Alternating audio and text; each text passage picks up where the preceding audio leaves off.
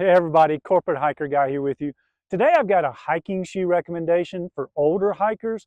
I'll also talk about how you can help out with the victims of Hurricane Helene in North Carolina.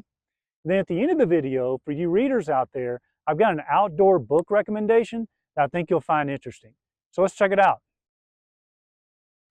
So this is the hiking shoe that I've used for many years, the Loa Enox shoe.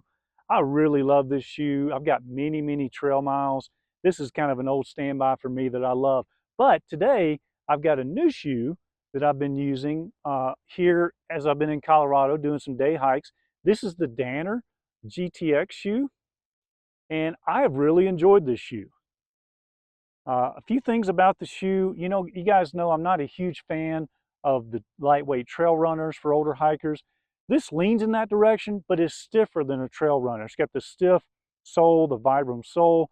It's got a pretty decent stiff upper part of the shoe for support for your foot. It's got a decent insole for day hiking. I really like it. A few things about this shoe.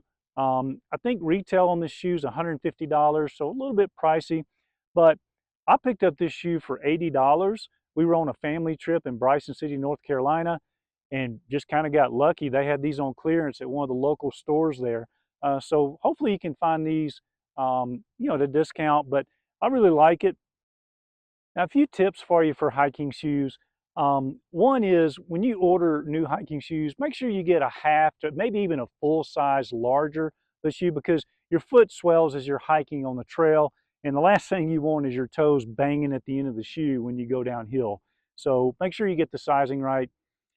The other thing I've mentioned briefly about the insole here. Now, for day hiking, I think the insole that comes with the shoe is good.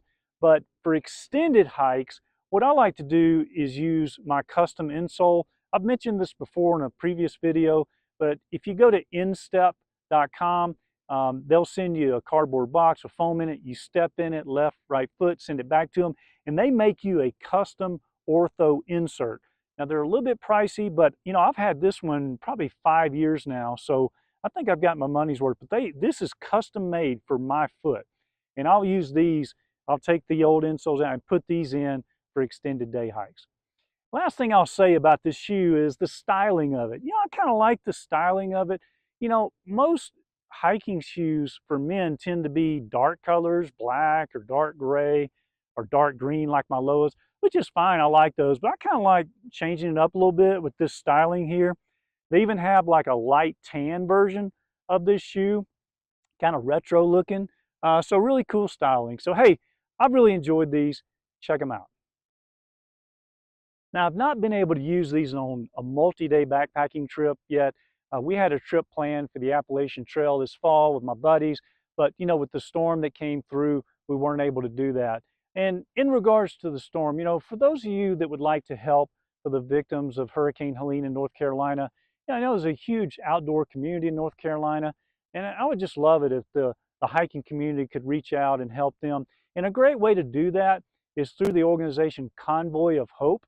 I've had a chance to listen to the founder of Convoy of Hope and meet him, and he's just got a great story. That is a great organization. It's won multiple awards for charitable giving. I know if you're like me, you kind of worry about your money going to fundraising or administrative costs, but a lot of their money goes straight to the people that need it. So they're on the ground right now in North Carolina. They need your help. I've made a donation, so if you guys want to donate, it's convoyofhope.org. And you may say, well, hey, that storm was a while back. Do they still need my help? Well, actually, they need your help more now than they did before, because after that first rush of donations dies off, they still have people there in need. The people there will have needs in the coming weeks and months. So they need your donations now more than ever. So I'll put the link to Convoy of Hope down in the description.